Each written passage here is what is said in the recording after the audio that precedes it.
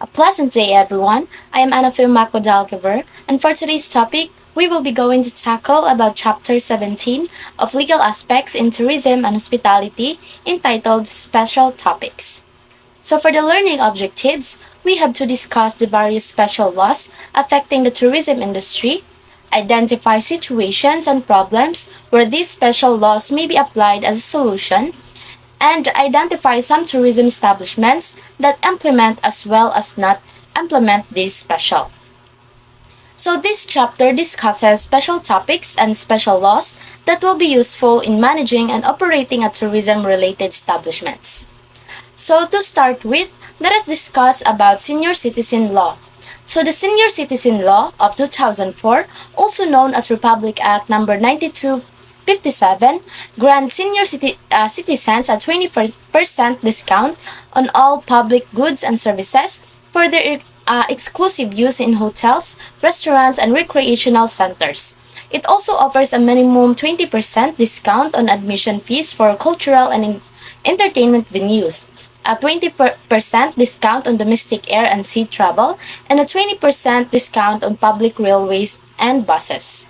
So, Senior Citizen Law of 2004 is a comprehensive piece of legislation that provides a range of benefits and discounts to senior citizens in the Philippines. So, these measures aim to improve the financial well-being and quality of life for the elderly population, ensuring they have access to essential goods, services, and recreational activities.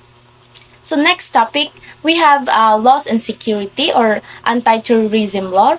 Republic Act 9372, also known as the Human Security Act of 2007, protects life, liberty, and property from acts of terrorism, condemning terrorism as dangerous to national security. So it defines terrorism as acts committed by individuals engaging in piracy, rebellion, coup d'etat, murder, kidnapping, crimes against destruction, violations of laws, and illegal possession of firearms, ammunition, and explosives.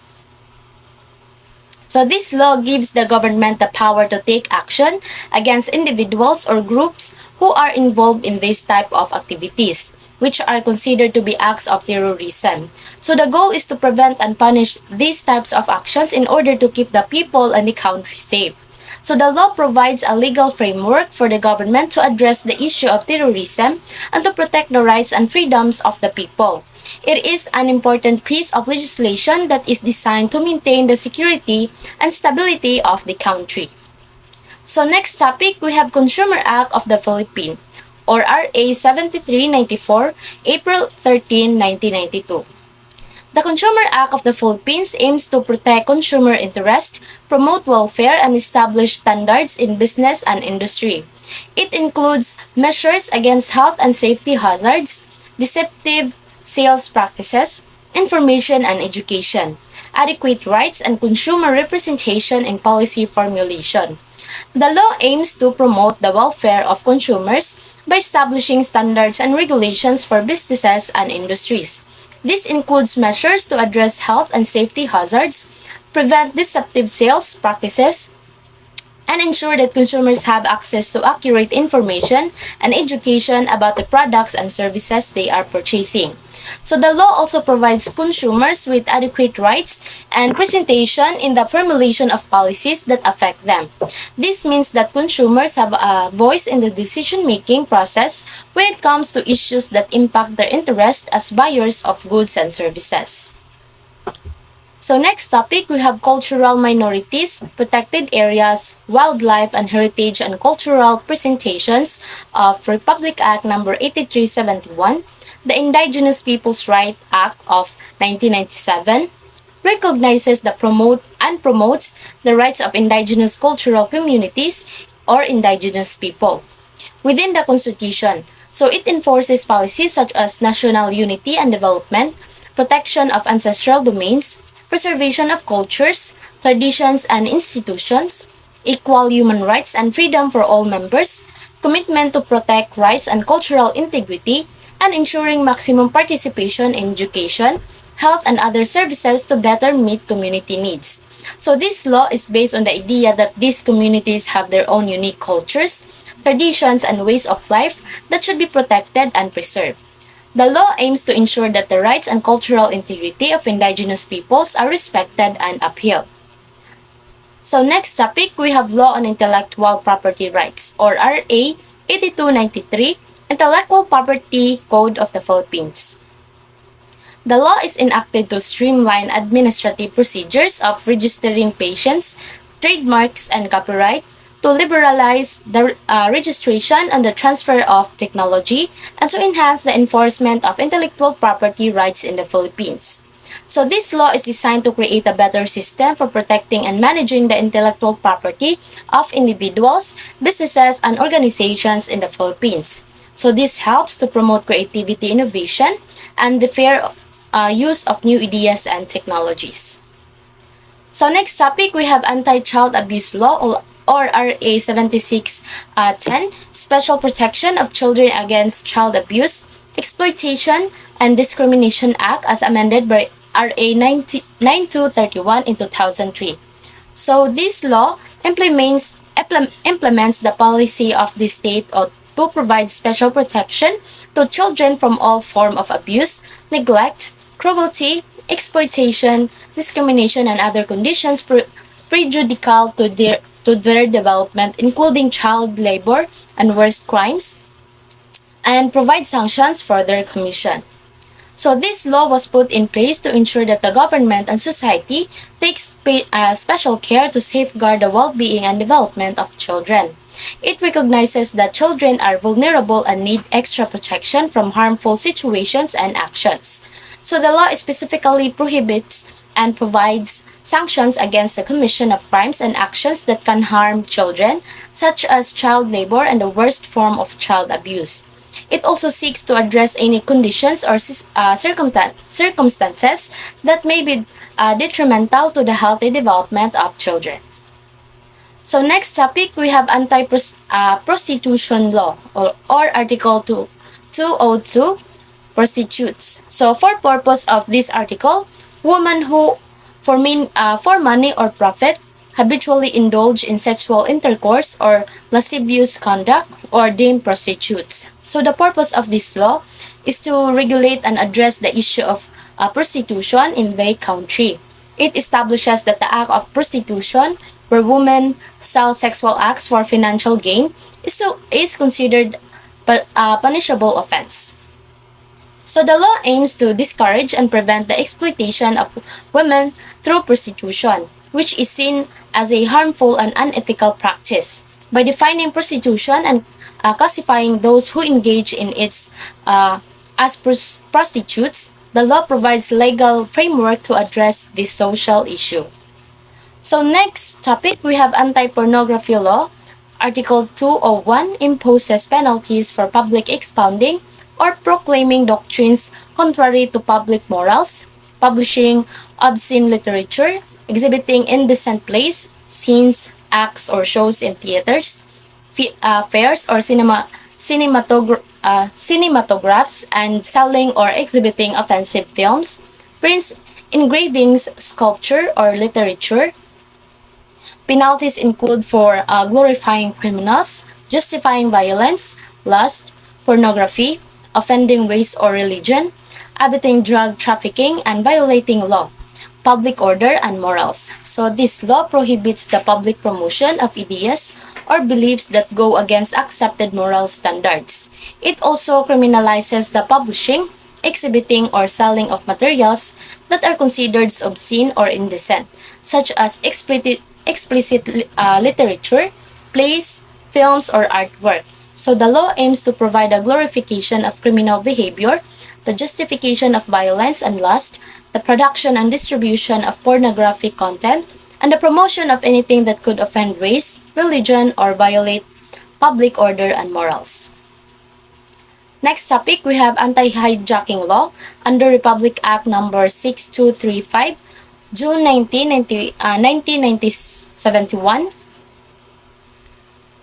Anti-hijacking is committed by any person who compels a change in the course of destination of an aircraft of Philippine registry or seize or usurps the control thereof while it is in flight.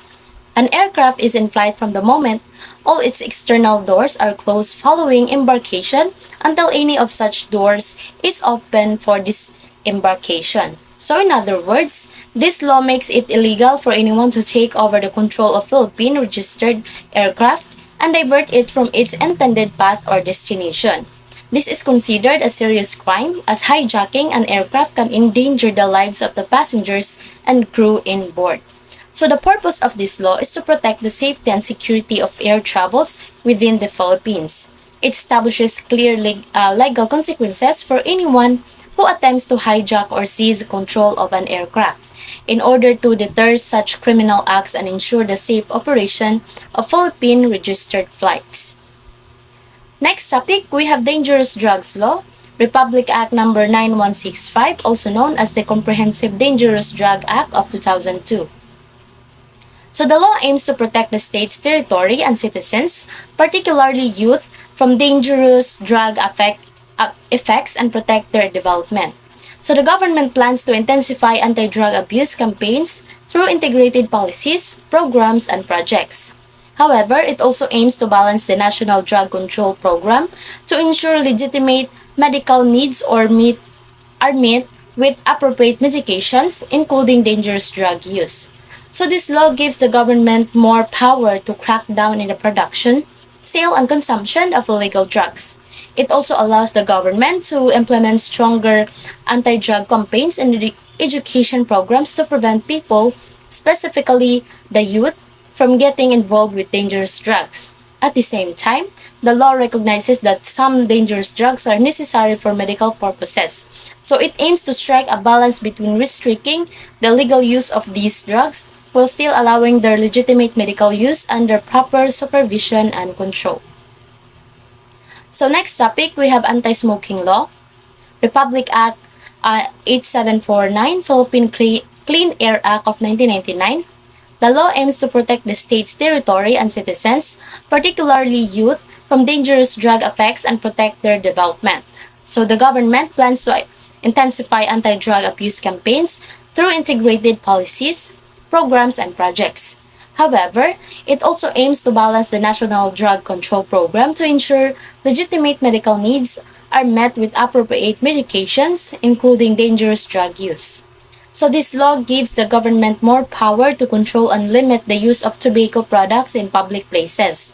It also allows the government to implement stronger anti-smoking campaigns and education programs to prevent people, especially the youth, from taking up smoking. At the same time, the law recognizes that some people may still choose to smoke, so it aims to strike a balance between restricting the use of tobacco in public areas while still allowing people to smoke in designated smoking areas or private spaces. Next topic, we have Anti-Smuggling Law, Section 3601, Unlawful Importation in the Philippines, states that anyone who fraudulently imports or brings an article contrary to the law or who receives, conceals, buys, or sells such an article is guilty of smuggling. Possession of the article is sufficient evidence for conviction, but payment of tax after apprehension is not valid. So this law makes it illegal to bring in goods or items in the Philippines without following the proper customs and tax procedures. Anyone tries to sneak in these items or who deals with smuggled goods can be charged with the crime of smuggling. The purpose of this law is to prevent the loss of government revenue from unpaid taxes and duties, as well as to protect local industries and consumers from the negative effects of illegal imports. Next topic, we have Law on Violence Against Women and Children. Republic Act 9262, Anti-Violence Against Women and Their Children Act of 2004. In Section 3, defines violence against women and children as any act or series of acts committed against a woman, including marriage, dating relationships, or common children, resulting in physical, sexual, psychological, or economic harm. A dating relationship is a continuous romantic relationship, while casual acquaintances or socializations are not considered dating relationships. So this law makes it illegal to commit any kind of violence or abuse against a woman. whether it's within a marriage, a romantic relationship, or involving their shared children. This includes physical, sexual, emotional, and financial harm. The purpose of this law is to provide stronger legal protection and support for women and children who are victims of violence and abuse. It gives them the right to seek help and justice, and it also allows the government to take action against the perpetrators of such crimes. Next topic, we have laws on human trafficking. Republic Act 9208, Anti-Trafficking in Persons Act of 2003, May 26, 2003. In Section 3 of the Code defines trafficking in person as a recruitment, transportation, transfer, or receipt of persons without consent or knowledge, using force, coercion, abduction, fraud, deception, abuse of power, or taking advantage of vulnerability. It also includes the recruitment, transportation, transfer, harboring, or receipt of a child of exploitation. Sex tourism refers to the programs organized by travel and tourism establishments offering escort and sexual services for tourists. So this law makes it illegal to move or recruit people, including children, for the purpose of exploiting them, whether it's through forced labor, sexual exploitation, or other forms of abuse. This includes tricking or forcing people to participate in these activities against their will. So the goal of this law is to protect people, especially the vulnerable and the young, from being trafficked and exploited. It gives the government the power to investigate, prosecute, and punish those involved in human trafficking, as well as to provide support and assistance to the victims. Next topic, we have international law and tourism. So the World Tourism Organization, or UNWTO, is the leading international organization focused on responsible, sustainable, and universally accessible tourism, particularly for developing countries. So it promotes responsible tourism through the Global Code of Ethics and is committed to the United Nations Millennium Development Goals. So UNWTO's membership includes 157 countries and over 300 affiliate members, aiming to minimize poverty and promote sustainable development. So next topic, we have health tourism. So health tourism is tourism associated with travel to health spas or resort destinations where the primary purpose is to improve the traveler's physical well-being through a regimen of physical exercise and therapy, dietary control, and medical services relevant to health maintenance. So the key idea behind health tourism is that people travel to these specialized destinations to receive treatments, therapies, and services that are specifically designed to enhance their physical condition and promote a healthier lifestyle. By traveling to these specialized health destinations, people can access a range of services and facilities that are tailored to their specific health needs and goals, allowing them to take a more proactive approach to maintaining and improving their physical condition. And we are down to our last topic, the tourism research. So the tourism industry is crucial for regional and countryside development, generating employment, trade, and business opportunities. So the Local Government Code of 1991 decentralized tourism functions to local government units or LGUs, leading to the creation of regional tourism councils to coordinate efforts in planning and promoting tourism activities at the regional level. The tourism planning, product development, and coordination sector, including tourism research, is responsible for formulating and updating the tourism master plan and developing new products and investment opportunities to enhance tourist sites and facilities. Research outputs can be protected under the Intellectual Property Code of the Philippines and can be created by an individual, partnership, association, or corporation. In cases of work created during employment, the employer may be responsible for the creation unless there is an agreement otherwise. So for the conclusion, special laws are designed to cater to particular situations that may not be adequately covered by general legislation. By offering targeted solutions and tailored provisions, special laws aim to provide a more effective and efficient legal mechanism for dealing with the complex or exceptional cases. Additionally, the flexibility and specificity of special laws allow for a more nuanced and precise approach to governance, ensuring that the diverse needs of society are met.